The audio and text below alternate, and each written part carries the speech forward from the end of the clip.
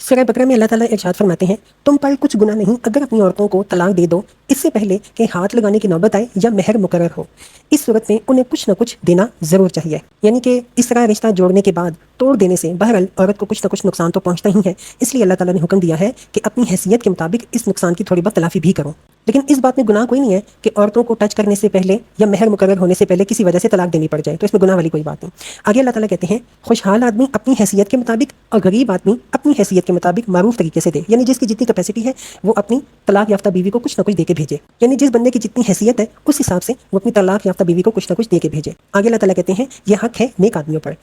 اور اگر تم نے ہاتھ لگانے سے پہلے طلاق دی ہو لیکن مہر مقرر کیا جا چکا ہو تو اس صورت میں ہاف یعنی کہ نصف مہر دینا ہوگا، یعنی کہ مہر مقرر ہو چکا ہے لیکن شوہر نے بیوی کو ابھی تک ٹچ نہیں کیا، اس کے ساتھ میاں بیوی والا ازدواجی تعلق قائم نہیں کیا اور پھر طلاق دینی پڑ گئی ہے، تو ایسی صورت میں چونکہ مہر مقرر ہو چکا ہے تو شوہر کو بیوی کو آدھا مہر دینا ہوگا۔